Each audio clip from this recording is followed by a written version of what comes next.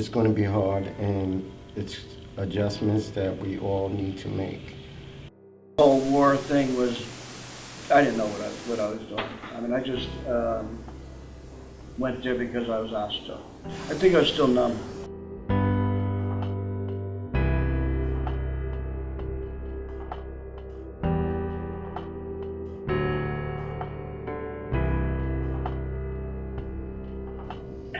Thomas Zima, Sergeant, Army.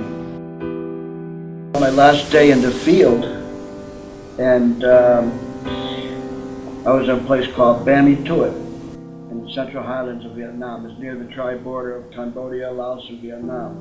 And the Ho Chi Minh Trail went through that area. That was our area of operation. My last day was I got up, there was a helicopter coming in to take me away, bring me home. And I opened up a little bottle of scotch that I had bought prior to going there. And tried to drink it, but it went bad. But I still have that little bottle today. I emptied it out and cleaned it up, of course. But, and that was it. I mean, I went into a rear, what they call base camp, and I had all my forms filled out and ready to catch a plane to Cam Ranh Bay. And then from Cam Ranh Bay, went to Okinawa. From Okinawa, went to Seattle, Washington.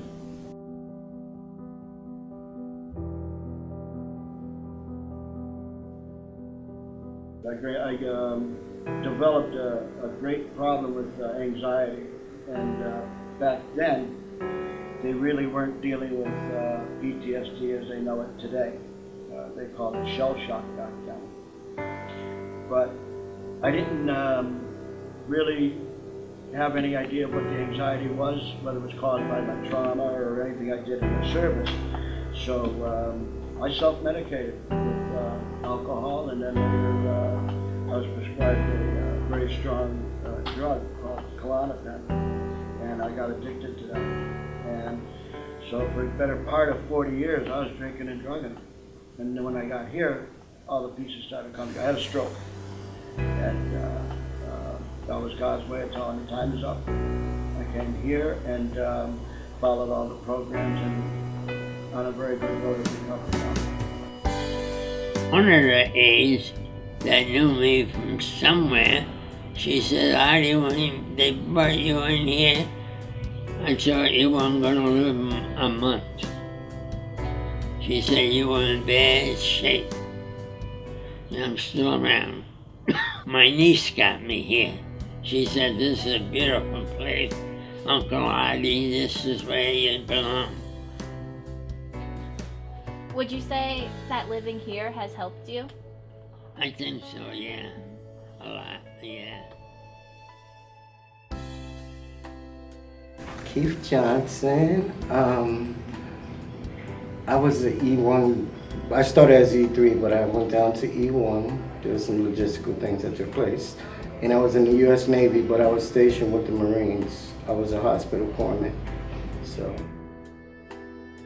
it was a tradition within the family. And, you know, at the time, jobs were scarce. I decided to make a choice to join and, to follow the legacy that my grandfather, father, and other family members did. And it was a great choice for me at the time.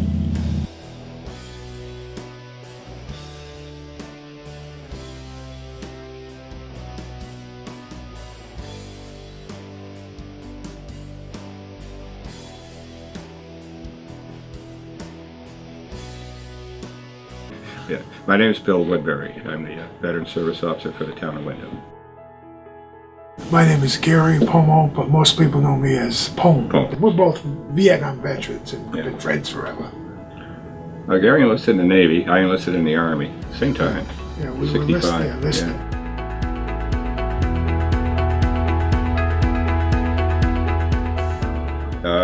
I'll be honest with you, there's a lot of politics involved in this, and basically out here in the field we find it's better just to try and work with what we can and let them try and do their job up there. Because over the years there's been a lot of changes. Everybody tries to tell me to keep me posted. It's very tough to keep up with. We just before you guys got here, we had a guy call that I'm working with who's trying to put together a claim. And 2 years ago, I could take a piece of toilet paper, write his name and social security number on it, and say, I wish to file a claim for tinnitus, sleep apnea, whatever, and send it to the VA, and they would establish a date of filing. And if I send it on Friday, they got it on Monday, that Monday would be the date of filing. And it might be 2 or 3 years before they adjudicated the claim and granted him compensation, but they would have to pay back to the date of filing, which might be $70,000 or $80,000 tax-free.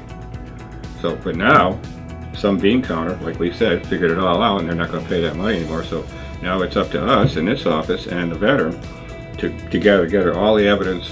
Soldiers, Sailors, and Marines Fund is a fund that's pertinent to the state of Connecticut only, and there's always a politician trying to grab it. It's $56 million. It was started after World War I by the cigarette tax, and it's for veterans. It's strictly for veterans and their families.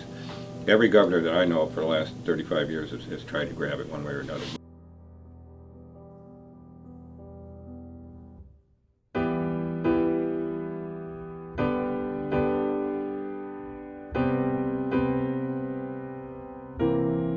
Because in the wake of the wait list problem that emerged in Arizona, we passed another measure, the Access to Veterans Healthcare Act, which is about trying to reduce the wait time for people who are trying to get appointments, across the board, whether it's, for orthopedic services for a bad knee or mental health services. I mean, they cover the whole gamut. And this morning, the Associated Press actually released a story that showed that Connecticut's wait time is actually 50% lower than the national median. Again, I think that the team that we have in West Haven and a lot of the staff that we have in Eastern Connecticut at those two clinics are doing an outstanding job about really trying to focus on the calls that come in, getting the appointments set up, and just making sure that people aren't sort of stranded in sort of voicemail hell, trying to wait for a call back to get an appointment. One of the things that we accomplished just recently is that they pulled out the entire phone IT system, which was ancient, and now they put in a modern system where you actually talk to a person. You're not going into just a voicemail recording, and that's really helped in terms of trying to knock down those wait times. If I had to sort of point to what I think was the most important initiative that I was involved in on the Armed Services Committee that have benefited veterans and active duty military, it's the post 9/11 GI Bill for education. Again, the GI Bill was created at the end of World War II by President Roosevelt to help the millions of drafted, enlisted military that were returning to American society, and kind of were trying to deal with the big question about what's next. And it provided basically a grant to pay for college, pegged to a 4-year public university in the state in which the military member lived. So it would be UConn for a Connecticut member of the military, as well as a living stipend, so that they actually could, have something to pay the bills with while they were studying. That benefit had deteriorated over the decades since the late 1940s. And so a couple of years ago, we enacted the post 9/11 GI Bill, which restored the educational value of the stipend in terms of paying for tuition, room and board, and the living stipend. And it also allowed active duty military to extend that benefit to spouses and children, which was not the case before. So, again, whether you're somebody who's departing military service and, again, trying to deal with the big question about what's next, this is a benefit that really provides, a gateway to acquire new skills or degrees that, every study in the world shows, increases your earning potential. And the GI Bill is one of the most successful social programs in American history. I mean, for every dollar that was put into the GI Bill, the U.S. economy got back 7 in terms of the growth that it created for the individuals who use the benefit, as well as the U.S. economy. So that never happened. I mean, there wasn't a stampede out of the military service, but nonetheless, it's provided just a great help for people who are, again, trying to sort of reinvent themselves after they leave the military service. Well, we couldn't even get into the system when we came home. Yeah, you know what? That's probably been a beef with us for a long time, was the GI Bill. But when we came home, the GI Bill existed, and it was a really good bill. Yeah, good but deal. you weren't very educated about it. And if you came from, I hate to keep going back, blue collar family.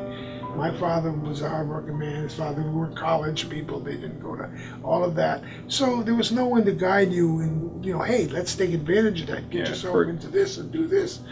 I'm not saying that everybody, many people took great advantage of it, but they had guidance that the military didn't give you guidance. For example, the University of Connecticut didn't even have a Veterans Affairs office in 1969. I worked for UConn in data processing for 6 months up there in 1969, and I'm with another veteran, Dick McCall. Oh, yeah. And we tried to find out how to get the GI Bill up and running for us, and there was nobody on the campus that worked with veterans.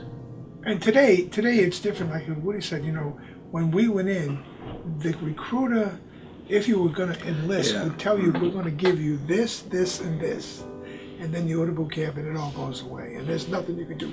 Today, when they join the military, if they make a contract for something and they don't give it to that person, they're able to leave. They can get out. They would just, back when we did it, it was something. I think the biggest thing about what I like now, especially for your combat arms, is that there's a cohesive before they go. The unit that goes as a unit. They've trained as a unit. They've been together for quite some time, and there's a familiarity that they will breed strength under fire, and I think that's very, very important, and I really like that. And plus, like I said, the tours are shorter. I think that's important. The guys are doing an average 5 or 6 month tour. For us, it was a minimum year. Right. And a lot of guys were going. I was involved. And the other thing that's really important that today, if you're in the military today, they would come home as units. Yeah.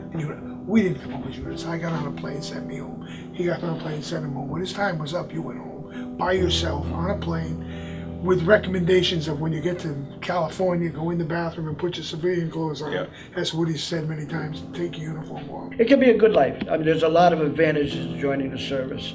If you limit your thoughts that you think you're going to go to war and things of that nature, I think you pretty much set that kind of stuff aside. There is certain requirements that you have to complete. Education, you can get a good education out. There's a lot of good things that can happen with the service. I don't know everything about the service now. I didn't know everything back then, but it has improved over the years. It's not ordinary thinking, so you're coming back to a world in which, okay, you're taught to kill, okay, so to speak. But when you come back, you have to go through a transition, and it involved, for me, counseling, mentally, physically, so on and so forth, and it takes time, and it is an adjustment you have to make. My new career now is to help veterans. I'm a recovery support specialist who went to school, got certified by the state, so I help people with alcohol and drug problems. I'm also a sponsor to several veterans that need some guidance and be their friend. And that's what I do. That's my new career. When I get tired of this place, I'm buying a house down the ocean and I'm going to retire and play golf. I'm a student, and I study social work, but I specialize in forensic services, okay? This is my first award I got. I made first for being a multiple Dean's List student. And I have this that just came, and which I'm very proud of. For me, I'm a student. I'm going to continue I'm continuing at Central Connecticut State to get my bachelor's, and I will continue after that. Take time to unwind. Rebuild your relationship with your family.